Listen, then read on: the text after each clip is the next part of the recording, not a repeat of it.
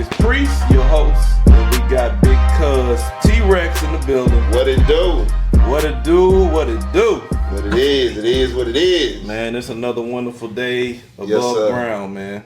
Yeah, get in where you fit in. Get in where you fit in, man. We living in crazy times right now, cuz. Oh, yes, sir, man. And we probably always been living in crazy times, man. But it's funny how It's in your face. yeah, shit can be in your face for a long time and you don't know what it is because you've been told that it's something different. You know what I'm saying? Yeah. So you can be looking right at shit and not knowing what it actually is. But nowadays, we looking at shit with our own eyes and seeing it for what it is. So, you know, now we understand that we in crazy times now, man. Yeah. Mm-hmm. So you ain't letting nobody tap dance on your intelligence. yeah, exactly. Are you sure that's what you see? Yeah. Yes, motherfucker. You ain't let nobody put them rose-colored glasses on you and say, look at it this way. Nah. You nah. like, we nah. looking at it the way the shit played out. Yeah. And when you got a clear view, man, it's beautiful. It's like a gift and a curse. I Right. feel like, because it's a gift because you can see what's going on and you know how you actually need to move yourself, but it's a curse because you see it. You know what I'm saying? And it can weigh on you, whatever the case is. And it goes against the storytelling of the scenario where they want to project us. No doubt, man. No doubt. So with this, I want to jump in with what Trump's doing in D.C. Right. With the taking over the police, federalizing the police, and bringing in the National Guard, and then we'll catch an update on some of the other issues that's happening, like the Cincinnati Brawl. You got some information on with the suspects on that we'll tap into. The Simi Valley jumping, what the kid did over there, and I want to talk about in this conversation how all these things are related and they tie together. Yeah. A lot of people might be looking at them as like isolated individual events. But we think it's more than meets the eye. Right. That these things got some relationships behind the scenes that folks need to be aware of. So with that, man, I mean, the takeover in D.C., you from D.C. Yes, sir. You know, I don't know D.C. The 202. The 202. Born and raised. Birth certificate show it. You a D.C. Howard native. University. 1:56 a.m. Talk your shit. Yes, sir. My mom actually worked at Howard University when I was born. She was an RN. No doubt, man. Born and raised. I went to Clark, y'all. I went to McFarland, y'all. I went to Theodore Roosevelt, y'all. Not Illinois, Maryland. So I'm uptown, UPT. For those who know. Yeah. I grew up when the Ibex was open. So when you was growing up in D.C., Red Essence. it was the murder capital for a little bit. Talk about that. What was the climate like back then? Okay, I say around 92. DC was the murder capital for like 4 years straight. So 92, so that was coming into your high school years. No, this was coming into my junior high school years. Your junior high school years, okay. Yes, you know what I'm saying? Mm. I was still a teenager. I didn't graduate. I had to say this. I did not graduate from Roosevelt until, I'm going to say Roosevelt, but in between that time, it was the murder capital. We had the shotgun stalker, and we had the DC sniper. Shotgun stalker. Yeah, goddamn right. It was a guy going around in a blue Tercel, going around shooting people with the shotgun. Mm-hmm. They call him the shotgun stalker. Mm. And also, we had the DC sniper. Mm. I was also in the era where they caught Mayor Barry With the cocaine. with the cocaine, with the prostitute. So This crime, is all in my era. all in your era, you being a DC native, Never shut DC crime down. was way worse Yes. than now. And even our family took a personal hit for that crime. Your granddad. My grandpa got killed My on uncle. 14th and U Yes. from a squatter being in there. Right. Unsolved mystery. Mm. You dig what I'm saying? Yeah. A block down from Cardoza. For all my DC people, they know I'm legit. Yeah. You No dig doubt, what I'm no saying? doubt. They be like, oh yeah, that nigga from DC. We took a loss in our family, man, from the crime. Yes. Personal loss. In our- And DC in our was family. never shut down. Yeah, and this was like right now they're saying the crime is at a 30-year low, maybe. It's dropped 26%. Now, let me come back. and we're bringing, I'm having T-Rex bring all the DC shit to the forefront because that's so crazy, cuz. What Trump is his reason for federalizing the police and bringing the National Guard in is because he's saying the crime is so bad. And it's two incidents that he's using to justify that. And that's the kid Edward Korstein, who worked with Elon Musk, got his ass whooped by 2 teens allegedly. Right. And then a young black girl, unfortunately, a kid, 3-year-old, I think, was shot in the head and killed. Right. But this was a month before this one now. I think it was around 4th of July. Yeah, 4th of July for the kid. They didn't publicize this nationwide though. Yeah, they didn't publicize that. It wasn't until Edward Korstein was assaulted. You know how old that kid is? The big balls kid who worked with Elon Musk? Nah, you had 19. Nah.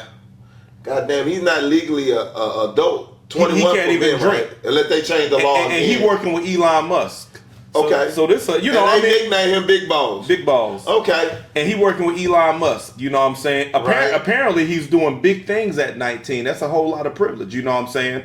And it's a damn lot of privilege when you get your ass kicked and the president see that and say, I'm gonna take over the police to fight crime because this one kid get his ass beat.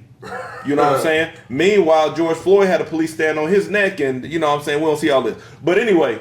Right. You were saying that we were saying how the crime was high in your time and is lower now. You were about to say something else. No, I was just saying if it wasn't us, the only at that time in my era, it was only 2 towns, counties, or whatever you want to call it. We kept flip-flopping between it was DC, the murder capital, and it was New Orleans. Right. You dig what I'm saying? We kept it for like 4 or 5 years straight. We and if you look at that time frame, we had 3 to 4 major drug dealers in DC that been shown on 60 Minutes with Rapist Edmond. We had another nigga from Sergeant Quarters, and he had another nigga from 14th and Kennedy, uptown where I'm from. So all this shit going down, you never thought about shutting that shit down. So they should have, if they would have shut it down, based on crime statistics, it should have been done back in the 90s. Yeah, and God rest my soul, my best man friend, I ain't gonna say his name because I don't want him, I don't know how his lifestyle is, so I ain't gonna say his name. We found his brother with his throat cut in the trash can. 90s.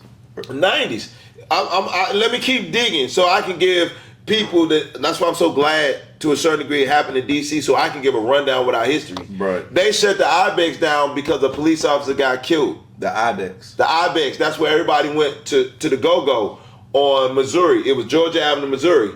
A block away from the 4D on Peabody Street. What's on 4D? 4D district 4D district department, police department. Okay, gotcha. You got 9th D, you got 4th and D. 4th and D is northwest. Oh, you're talking about the intersect 4 and D. Okay, got it. Yeah, where the police stations is at. Yeah. A block away, a block away from the police station. He get killed in the Ibex. You never did martial arts, so to speak. That's what I feel like they're trying to do. You didn't do it when police officers was getting killed in DC. Police officers was getting killed. In DC. This nigga, I'm spitting some real shit. Police officers found killed executionary style in their patrol car. All races? Huh? All races of police? No, it was like black on black, though. Okay. But they ain't shut it down. Black police officers are getting killed. Slumped over in a police car. I need to emphasize that. Black police officers getting killed in DC. Yes. Slumped over in a police car. Executionary style. And nobody in their patrol car. In state of emergency. Yes. So times was crazy in DC. Where they had a right to shut them down. I got you. Times was crazy in DC in this time, but there was no takeover, right? There was no attempt to take over the police force because what Trump wanted to do was put I think the head of the DEA over the police department, but they end up blocking that, right? So that's blocked for now. But the National Guard is in D.C. right now. They got 800 troops designated, and at any given time, 200 are on the ground around D.C. It says they're unarmed, but they're supposed to be there for 30 days, patrolling and all of that. And it also says that they're going to use the National Guard's rules for use of force. Now, they say they're unarmed right now, But I guess if they decide to arm them, the use of force will go according to the National Guard standard. Can I dig a little bit more before you start? Okay, I'm gonna let you dig a little bit more, but let's be ready to transition into why do you think that they didn't call an emergency then, and why are they calling an emergency now? That's a question that's on the table after you finish digging. Go ahead. Okay, well, this dig is look where the incident happened at. It happened in one of the richest parts. Who are you talking now? You talking to Edward Corstein? Yeah. Okay, so this is the Big Balls, Elon Musk's person who was working in the Department of Government Efficiency who was assaulted.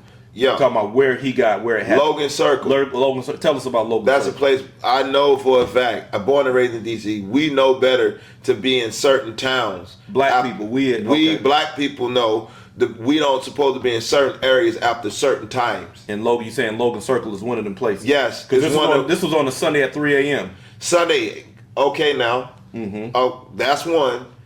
Two, it's the most expensive, one of the most expensive neighborhoods in DC. Mm-hmm. Historically, you can't do but so much to the infrastructure of how the houses built because they wanted to keep it historic. Mm-hmm. Thirdly is the alphabet LG. You gotta help me because I always get it LGBTQ, QT, XYZ, with all that shit. Yeah. Yes.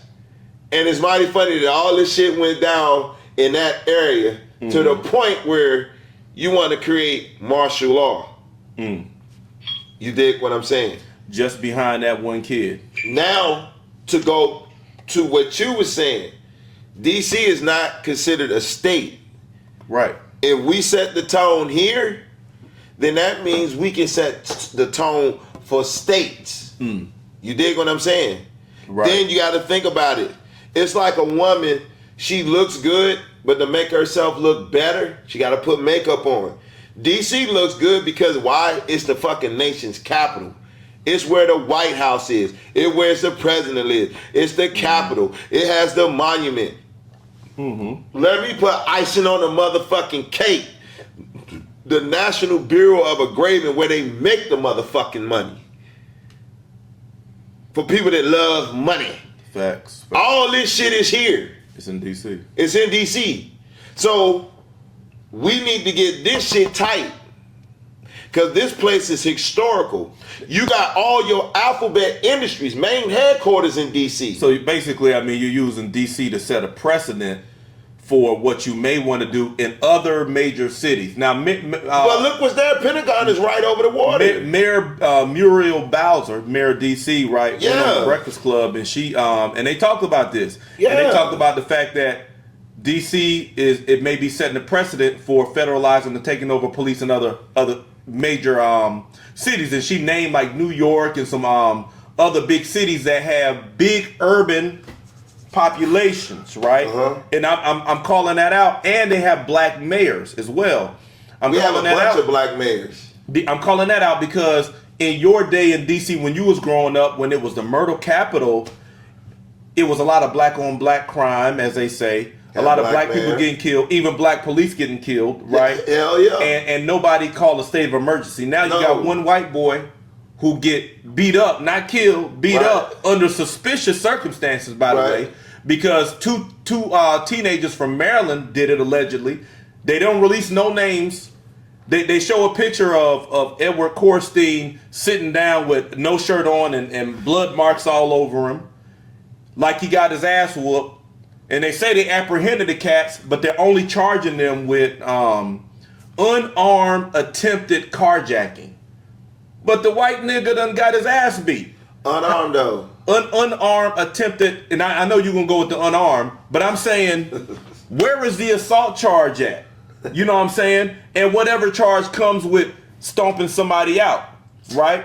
So we know that either the teens don't fucking exist, and this is a plot, or they white. They're not black. Because if they was black, them charges would have been as long as they would already had their faces. Them charges would have been as long as a CVS receipt. You ever and got we'll know what they look like. Yeah. And you would know their names. But yeah. So why do you think? Why now?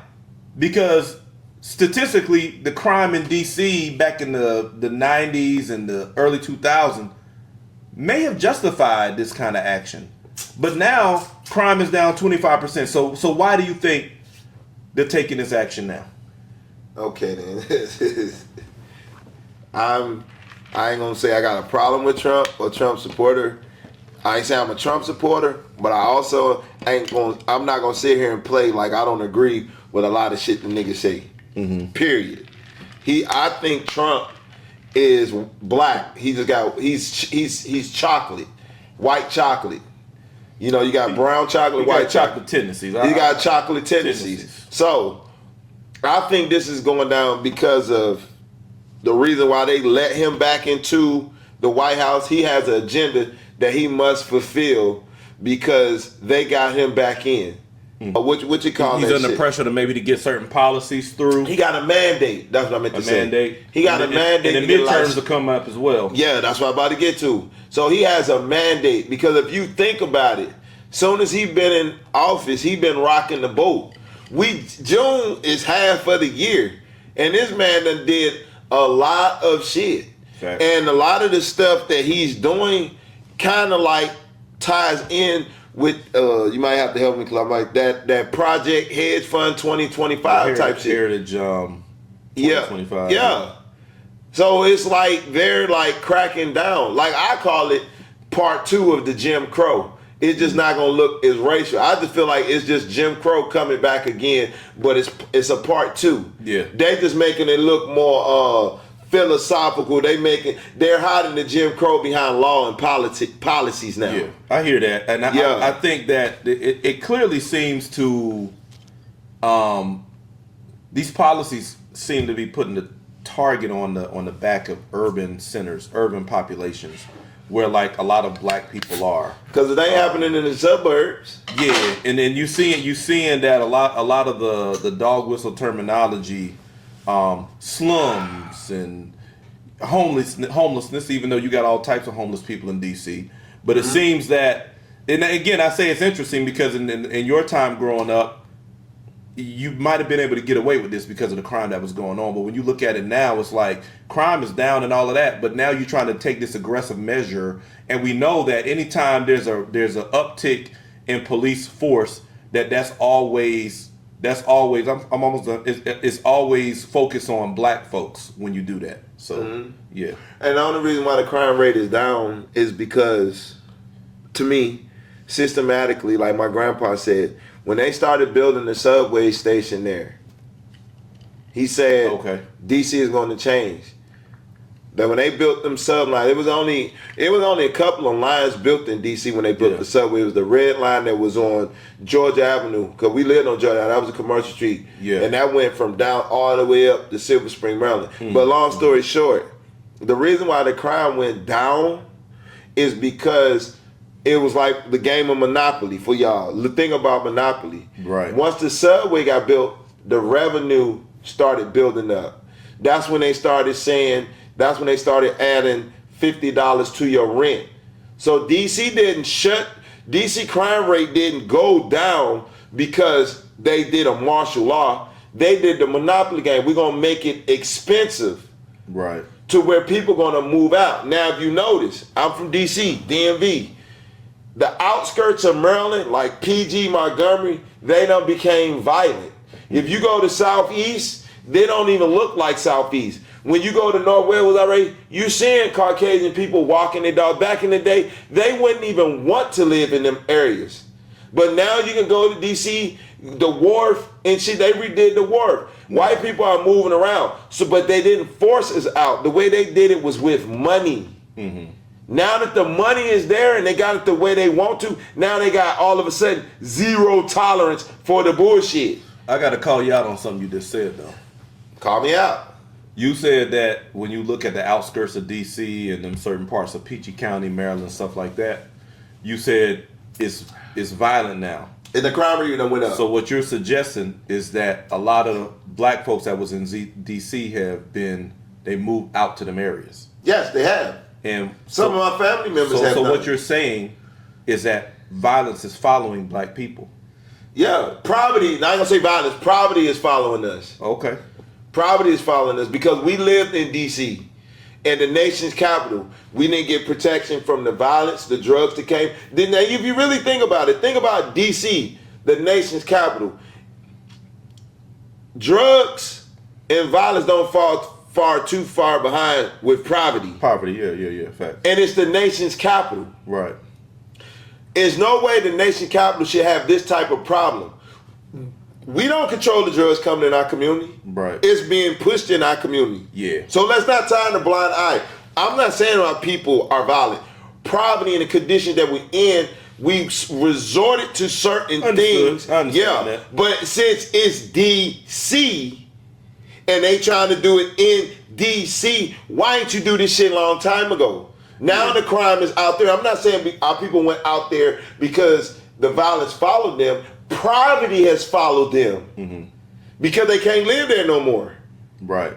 So they did it in a way, we ain't gonna force them out. We're gonna set conditions to where they're gonna want to move out. They can't live here no more. Understood. Now most people that lived in the suburbs in Maryland and They can move Virginia, into them spaces. they moving in because they working. Yeah. They done built high-rise apartments with grocery stores in the bottom. It's one thing you gotta believe this. It takes money to make money. And if they put money in DC, if these people couldn't afford to live it, and then when we didn't build it up, you think they're gonna be able to afford it now when we build up? So we gotta find a way to systematically push them out at the same time while we build it. Right. So no, our people is not violent. Poverty followed us, and anybody that's poverty stricken can't eat, they're gonna find other ways to feed themselves, feed their family. I got you. Yeah. So, and we see historically, because we're not looking through nobody else's glasses at No, we're looking the through our state own. of affairs. We see systematically that even if violence comes out of poverty, Yes. impoverished conditions for us, there's a relationship for somebody who has empathy and you're really trying to do leadership. You understand that there's a correlation, a relationship between poverty and violence because people got to eat. You got folks in survival mode. So rather than trying to solve the poverty issue in them conditions, you're overbearing with prosecuting the violence. And that's always how it is for us. Even in New Orleans now, there's a documentary out on Katrina. I sent you some footages of it where you got a lot of white people who were in emergency response folks for Katrina. And they were killing black people out there. And now that what I sent you was actually a part of a documentary. I didn't know it at the time, but I heard them talking about it on the radio. And they're just at cookouts having fun. Say, yeah, how many did you kill? I don't know. We don't need to talk about that. And these are white people talking about black people who are looking for food. They were in impoverished conditions, washed out by a flood, trying to find something to eat, probably breaking in stores. They're trying to eat. Their whole life is washed away. And you got vigilante ass emergency responders shooting people because you're not looking at the human condition, you're looking at the behavior that the human condition is causing. But they passed a law too. And you killing them. From sun up to sundown, they can shoot them and kill them. Shoot to kill. They made a law for them. What are we really looking at here? What is and that was the last. And from when the joint that you sent me, people said that was only the last place for them to be able to evacuate to get out. Right. Now, these people didn't leave New Orleans because of the weather. They said they have always had bad weather like that. Right. That's why they didn't leave. People say, oh, they were just ignorant to leave. They committed self-suicide. No, they didn't. They have always had bad weather like that. But one unique thing that happened, boom, the levees exploded. That's what flooded fucking New Orleans. And there's been a discussion around that for a long time. And I've been in the military, so I kind of by coincidence, lightning struck the levees. I know the mindset of folks who are in like police force type organizations because they're kind of like sister organizations, military, police, first responders, kind of all carry the same energy. And I can easily see folks saying, well, they should have left when they put out the call to leave. They should have left. They decided, so they used to that type of weather. You got a dehumanized mindset who are supposed to be going out and helping people, but They're supposed to be going out and helping people who they don't even see as human. That's a problem. Yes. But let's jump on let's jump on this update to the Cincinnati Brawl. Let's pivot there. Yes, we let's may go know there. about what happened in Cincinnati a few weeks ago. Right. Couple of Russian dudes Shouts out to came Ohio. in. Yeah, Ohio. A couple of Russian dudes came in. So I guess it was an argument with some black folks, and they injected themselves. They initiated the physicality. They hit somebody, a black guy, and they proceeded to take an ass whooping after that.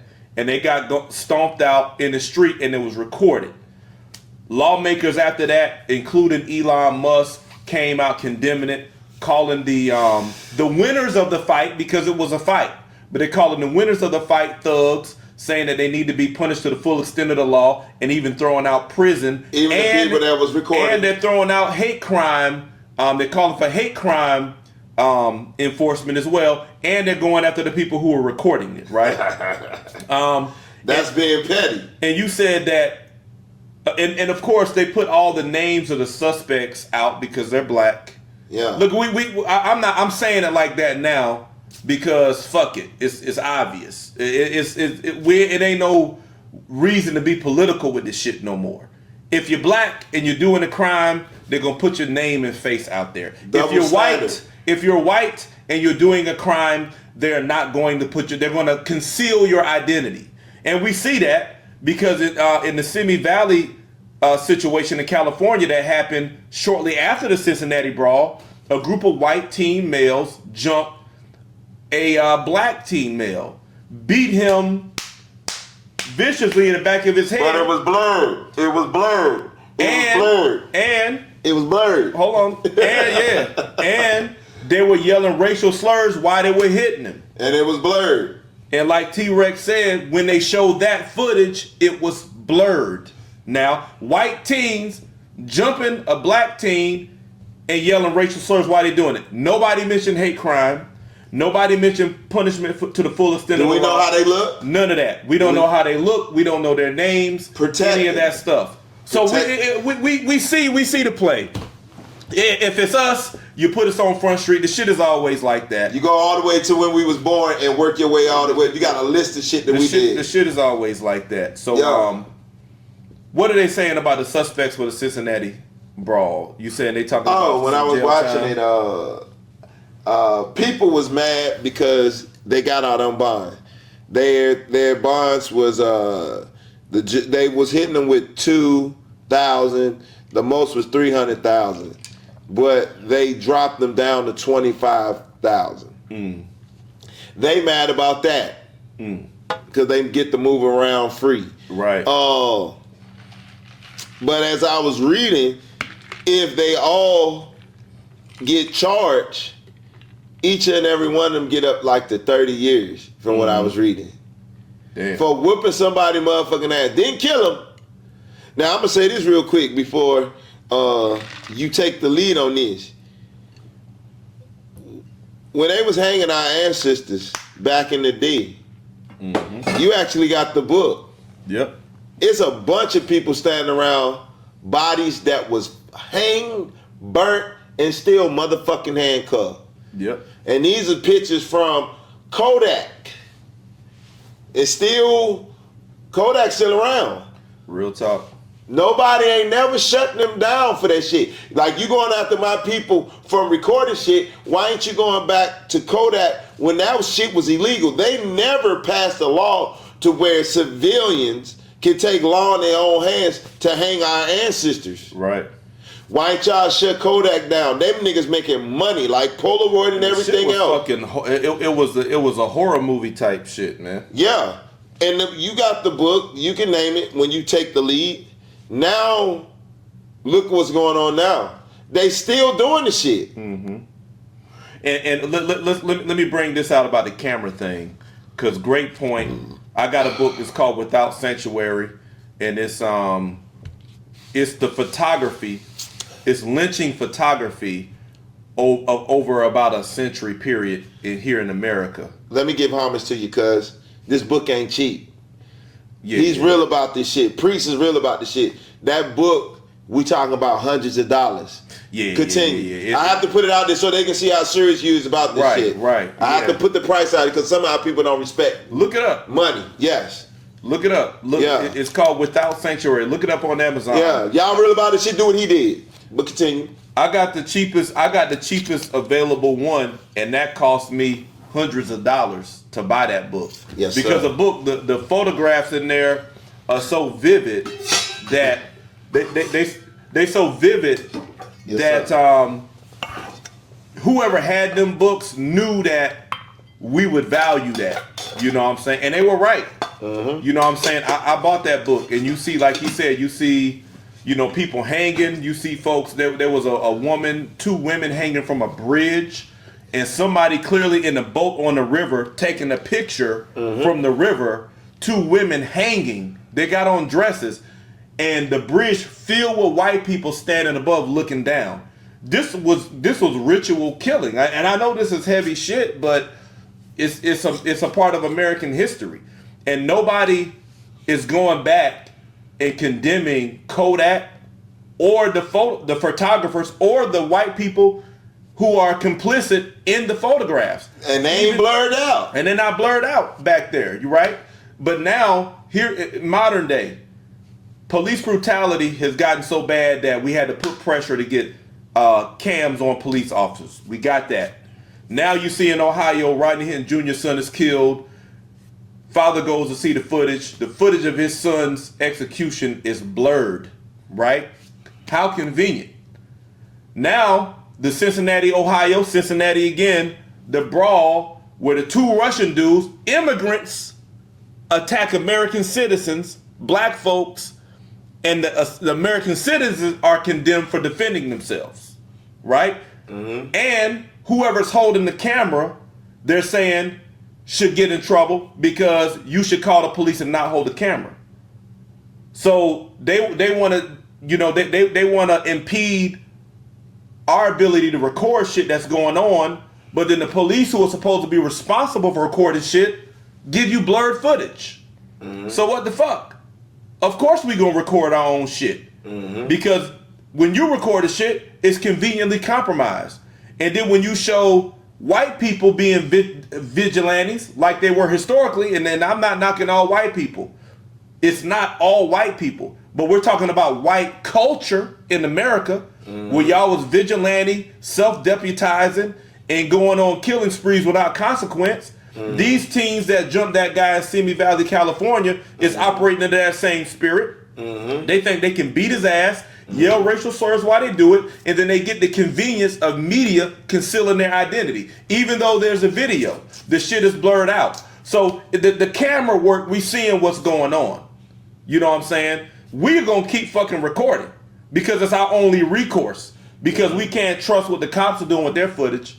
And the shit is clearly biased, so we just taking the time to paint a clear picture of that shit. There ain't nobody going for this, these other rose-colored stories that you try to tell with the shit. Yeah. It's biased. And then the shit that happened at Fort Stewart, Georgia. It was a black soldier that went on post with a firearm. All right. Military, army. And he went on post. And he started shooting people. Not a massacre. He was going in after certain people. Right. All right. I have to make this. It's like he had a list. He had a list. We ain't talking about how, the other side, when they do it, it's a mass shooting. Yeah. He had discipline. He was thinking about it. He wasn't heinous with it. Right. He was targeting certain people. He valued life. Right. I have to say that. I have to say it like that. So a black soldier stopped him and talked to him and disarmed him. Right. As I was reading, this soldier been asking for a transfer. Why is he asking for a transfer? I'm saying to myself as I'm reading.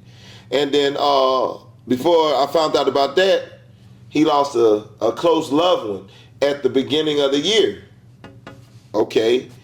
He's been bullied, picked on by his fellow brothers in the military because he had a stuttering problem. And then as I'm reading, the father said that he's been coming to the family saying he's been experiencing extreme racism. And he's been asking for transfers for a long time, and they kept denying him. And then this man spazzed out. Right. And then on top of that, they're not showing the people that was victimized because they don't want it to look like a white or black thing.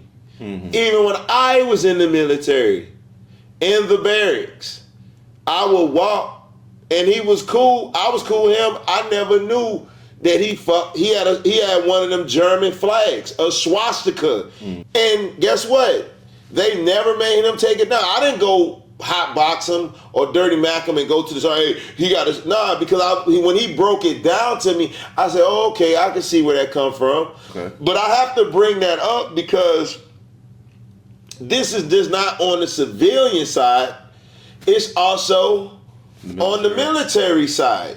The racism, the prejudice. Yes, and if people are paying attention, I'm like, damn, every time somebody black does something that's violent wise and white people victimized, they never show them. But as soon as we do something that they got all ammo on us, they tell the history, the family, the pictures, and everything. And let me jump in here because, we have to see that for what it is. When a black person is put in a legal situation, like the Cincinnati, Ohio Brawl, they give all the information on them. Name, age, anything about them they know. Even enough information so if the guy's name is Michael Davis, they give you enough information to distinguish this Michael Davis from other Michael Davises, right? They give you as full a picture as they can. And let's call that what it is. Because we know white folks in America, white culture in America has a vigilante spirit, right? If they don't like you, they feel like they can go do something to you themselves without the police. And they feel like the police will either turn a blind eye or support it. Because historically, that's what's happened. So when you putting out information about us when we do something, that's really what that is. You're removing protections. And we know that's what it is because a white person can do the same thing, just like we see in Simi Valley. It's the same situation. It's the inverse of what happened in Cincinnati, Ohio. But those boys' identities were protected. And that's the difference. You're giving potential vigilantes an opportunity to go on a hunt. And that's what that is. You know what I'm saying? Because even for the young boy, and we gonna round that up with what you're talking about, because you're talking about the military side of it, but the racism and prejudice being so thick that folks are lashing out. Rodney Hinton Jr. lashed out, ran over the police. This guy lashed out, Fort Stewart, and went and shot specific folks. The young dude in Texas, Carmelo Anthony, that's what kept forewarning them until... Right. Carmelo Anthony lashed out after being pressured from this prejudice. And now with him, all these people we talking about been forewarning, but they never nipped it in the bud. Right. Now after the shit happened, now you want to... Yeah. Now, the judge lowered Carmelo Anthony's bail and start threatening her. And they was able to raise money and get him out. And what happened from white society? They're threatening a judge, black woman. Nobody's going after them people. Can you imagine black folks threatening a judge? Yeah. Can you imagine that? Can you imagine the list of charges that would be trumped up? Yeah. Against black people threatening the judge? Not court one or put none of them in and lock none one up. Yeah. So this judge is being threatened by white folks, and nobody's saying anything about that. They ain't caught not one. Nobody's done anything to these folks. So again, here we are showing how we get put out there because we're removing the protection by giving your identity to the public, because they know there's still a vigilante spirit in America. That's what I'm showing. The vigilante spirit. y'all gonna go after a judge, attacking a judge to the point to where she verbally attacking, let me say that, and threatening, which is still a crime. That's enough to go after them. Yeah, but ain't nobody going after him. So it shows us that when black folk do something that white society doesn't like, that vigilante behavior is still unchecked. Ain't nobody checking that shit. On the civilian side and the authoritative side. Yes. They both combine together like our partners combined. I am Captain Planet. Hey. Is our powers combined. We are the white planet. Hey, there you go. That's what it is. I'm just saying, man. I mean, that's what the landscape is right now. And, you know, we got to be aware of it, man. What do you think black folks should do in this climate? Yeah, we've talked about it before, but what do you think our mindset needs to be? I'm glad you said that. I think I was going to use this for closing, but I think we need to be aware how they manipulate their biasness behind law and policy. That's the first thing we need to do. We need to hit them where they're hiding their bias behind law and policies. I think that's the first thing. Right. We have to first let them know we're intelligent enough to see what you're using as leverage to cover up your bias. Yeah. I'm with that, man. I think you said we have basically racism, prejudice, discrimination. Yeah. You said we got to be intelligent enough. I like that because I think we got to smarten up. You know, we got to, when we engaging in anything, we got to know what's going on. You know, we got to learn the rules of policy or whatever, because I've seen it at the lowest levels. You know what I'm saying? I experienced with that one place. At the lowest levels, man, you know, I've seen people weaponizing policy to enforce bias. Yes. If I can say it that way. You're weaponized. You got a bias within, but you weaponize policy.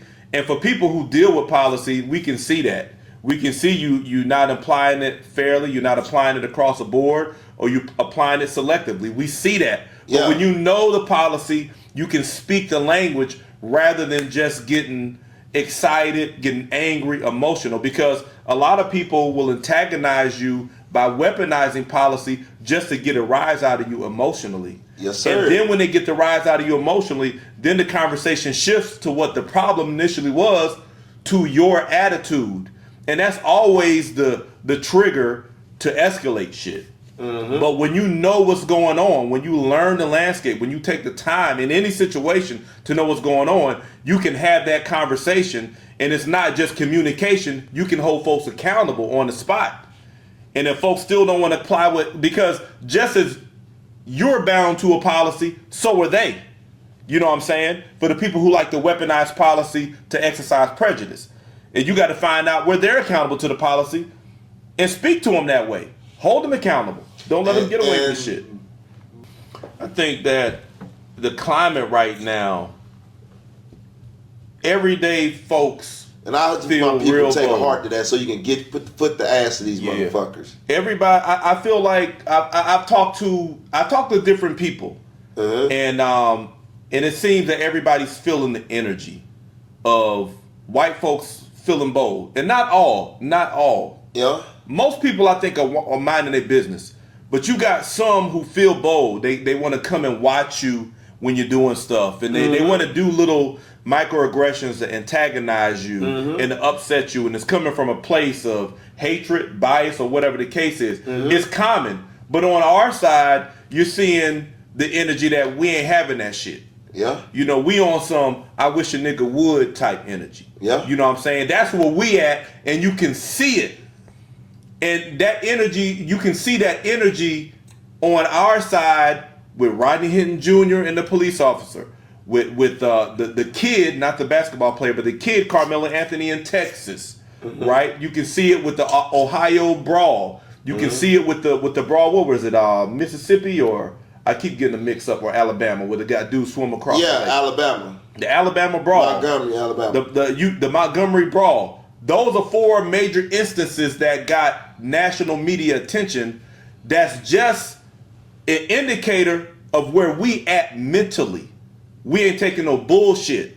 But on the other side, you see a boldness that I don't know whether it's because of the leadership in office or whatever. It's the leadership of office. They are being more aggressive with bias, and a lot of them use their positions at work to weaponize policy to exercise bias. And that's what we're talking about here. You know what I'm saying? And you just got to be aware with that. And I just want to speak real quick to, and you can chime in on this, but my take is that we got to be aware of the climate. And that's the whole point of us bringing up all these conversations and showing that there's a relationship between these things. They are not separate and unrelated. They are very related. We got a certain mindset, and other folks who have been historically prejudiced have a certain mindset. We ain't taking no shit right now. But you can't let folks use that against you. Do not let other people control your energy. If folks are trying to antagonize, you have to decide how you are going to respond. Don't let them make you react and do some shit that folks can use to escalate on you. That's where I'm coming from with it. You know, and if you are going to go on the attack, get smart about it. As far as the policies are concerned, you know what I'm saying? Know how to hold people's foot to the fire. Know how to escalate above them and handle your business. Know how to file lawsuits. All of this shit. You know what I'm saying? I think we really have to get on that. Leaving your comments in and everything. Yeah. And don't get physical. And show patterns of what they do, they do to others than you. Yes. Record them. Use your phone. Yes. You always FaceTime and taking pictures. Use it and put it on them motherfuckers. Your mental health is at stake, man. Like you can't. I feel it. Like I grew up and I didn't feel this type of energy. You know what I'm saying? Like now that I'm more aware of mental health and all of that, like I'm seeing it as a mental health thing. All these microaggressions. So I don't take no shit off nobody. You know what I'm saying? If you watching me, whatever the case is, you know, I'm letting it be known when I see you, whatever the case is, at the smallest level. Yeah. Because this is my mental health that I'm creating a mentally healthy norm for myself. And if you come in and you got some prejudice or whatever in your space, I'm going to make sure you know that that's yours. That ain't got shit to do with me. You know what I'm saying? And I'm not going to let anybody antagonize me and dictate my reaction. And I think everybody need to be like that, because that's always how we get fucked. Because somebody antagonizes us and then we react emotionally, and then your reaction is used against you. Don't give nobody that ammo to let them use your reaction against you. Let's do this in closing. Let's give this a little bit of attention.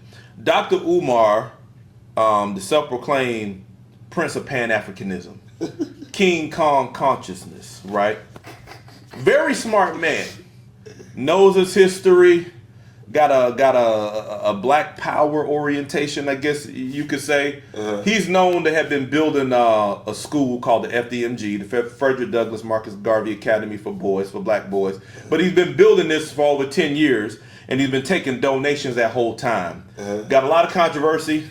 Man, when is this school coming? When is this school coming? He silenced the critics by actually getting the school in Delaware. Then he went into another phase where he's doing renovations and painting and all of this, cutting grass. But when you look at the footage on social media, it's always only him, you know, with some buckets and paper on the ground doing work in the school, yada yada yada. So the pressure starts coming back. When's the school opening, bruh? The school is about to open for all you naysayers in August. August comes, hey, we got some bills we got to pay. We got to take care of that. Push back. Another excuse, until finally he comes on live recently within the last week and says that, hey, the state informed me of some bills that we need to pay that I wasn't notified about, and now they're talking about seizing the property. So now everybody's jumping on him, and they're bringing back everything I just said in detail, and was like, bro, how did you not know you needed to pay this, and that? And now the school's being taken. Now I got to plug Tariq Nasheed on this, because he's saying that he thinks what's happened with Dr. Umar is marking the end of the Pan-African era. Right. Some people call it the scam African era, whereby us foundational Black Americans or Black Americans and folks from Africa are one people and we working together. You dig? That's a whole Pan-African umbrella. Right. But Tariq Nasheed suggests that it was always a one-way street. It was only us helping Africans, like Martin Luther King Jr. helping Kwame Nkrumah bring Ghana into liberation. The first one came out of Malcolm X going over. Yeah. Even hip-hop coming in and hoisting up African pride with the dashikis. Queen Latifah wearing the African medallions. I used to wear those in 5th and 6th grade. Akon going over there. Akon. So there's always been a lot of support from Black Americans being champions of African culture, and bringing them up. But Tariq Nasheed suggests that the relationship has not been reciprocal. That we don't get that Back from them. Yeah. Right? So Even when they bring their ass over here. Right. So I want to talk about that relationship because it's a relationship between foundational Black Americans and folks from Africa that would make Pan-Africanism what it is or what it's supposed to be. Right. He's saying it's a sham. It's never really been anything. It's never produced anything. Give me your initial feelings on one, how you feel about Dr. Umar's school. Let's just start there. Dr. Umar losing the school. Hit us with that. Let me. You got a woo-side? Yeah, let me woo-side. You feel. Yeah, I had to dump my emotions on you yesterday. Yeah. Where you had to calm me down. And I had to get back to reality. Yeah. But anyway, I like I said, everything Dr. Umar was saying was cool. The only thing that rubbed me the wrong way is, like I said, is you made us look bad. You talked down on us too hard. Yeah. And it's like what you said. He kind of remind me like a pastor. This nigga not practicing what he preaching. You know what I'm saying? You so Pan-Africanism that anything that we did that we didn't follow what you said, you dirty mactors. You brothers messing with these white women, you sellouts. And these black women, the men in jail, they come home and you letting these white people stick them with these shots and then it's messing with their hormones and then you wonder why these kids come out gay. You bastards, dog. Mm-hmm. You bastards. Now, the only thing you had good for you was the school. We need to have our own people teaching our kids to prevent all this shit. Right. Nigga, what you say it was 10 years since he was supposed to been built the school? I started watching this nigga in 2013, 14. And he been collecting since then. So nigga, if you've been collecting, you should know the ins and outs for 10 years where your school would not get delayed being built. Right. But I see your ass on Drewski. You getting a lot of publicity now. Mm-hmm. You probably done got donations from celebrities, nigga. Nigga, nobody ain't fucking with him no more. He's wrong for this shit. You upset the fact that he been taking folks' money.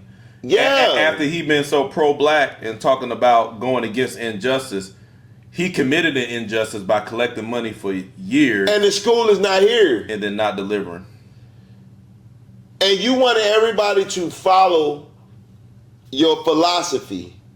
Nigga, your last hope to bring all this together was that school being built. And It's not built yet.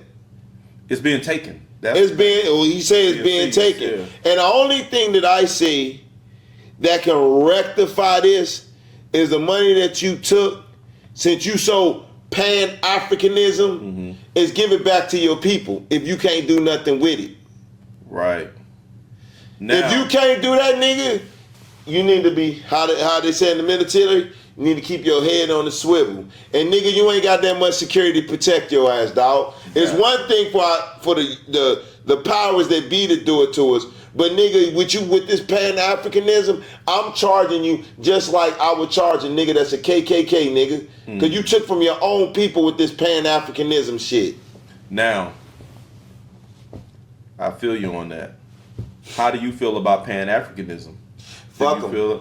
Okay. Do you Tariq Nasheed was right on that. He was absolutely right. I never paid no attention until you told me what he said, and I said, "Damn, I never thought about that." And one thing that Nasheed said that I like, I was like, "Wow, You know, because Dr. Umar really champions Africa, and a lot of us do. Yeah. And even now, you know, when you know we look at our own ancestral roots here in America, but Right. we also look at our ancestral roots and spiritual systems in Africa, especially before slavery, right? Yeah. We study that, right, to pull out worldviews and philosophies that might be suitable to work today. We do Right. that, right?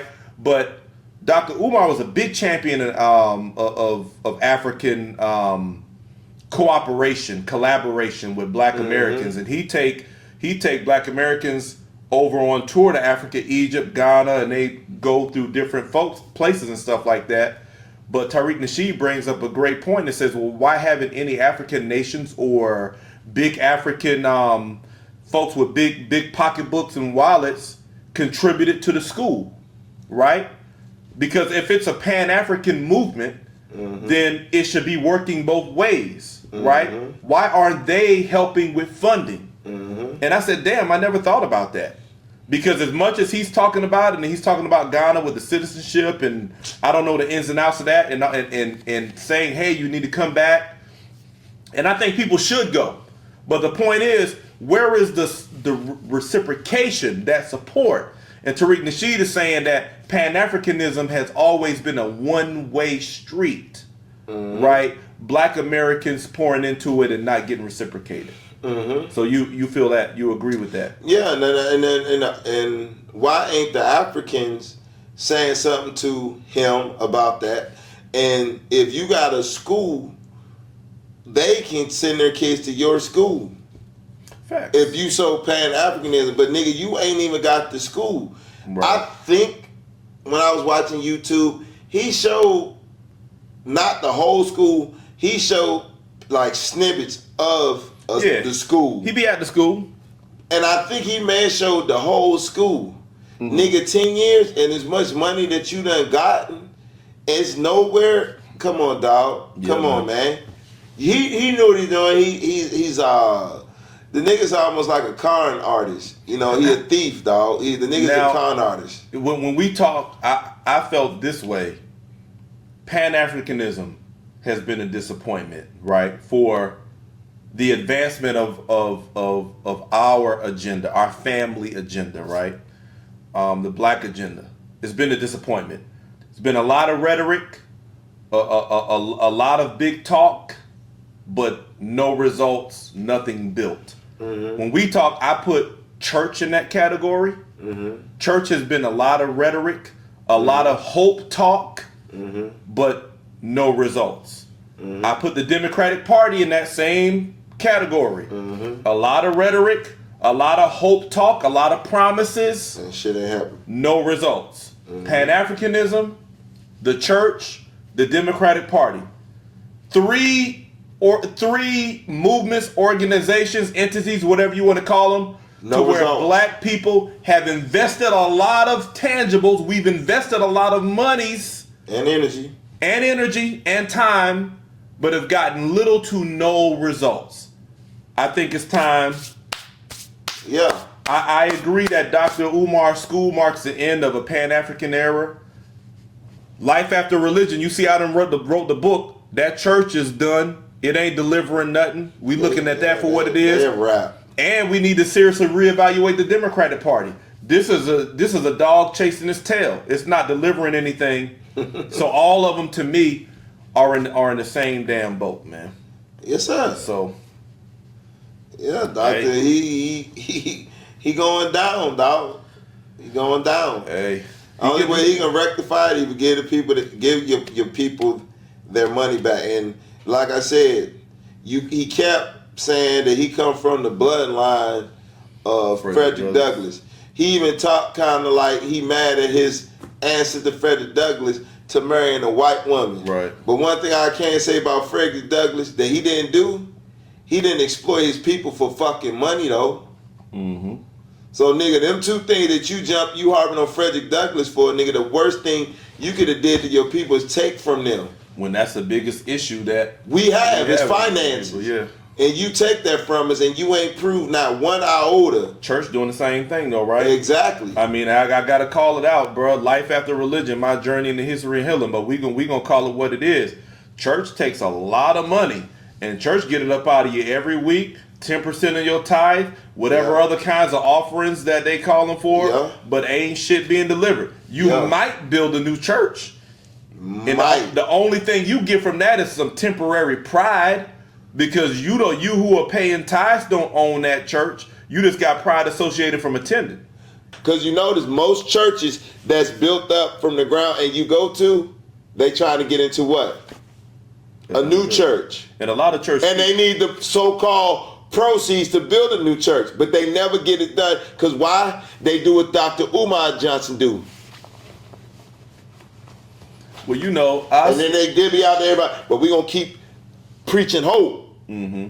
Hope dealers. Hope dealers. I'll say this, you know, I know a guy the hustle. I know a guy who used to be a deacon. I went to church with him in California, and he's a pastor now.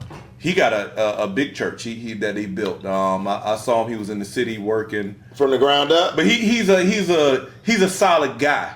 Right. You know what I'm saying? I'm not a Christian anymore. I don't subscribe to Christianity and nothing like that. But he's a solid dude.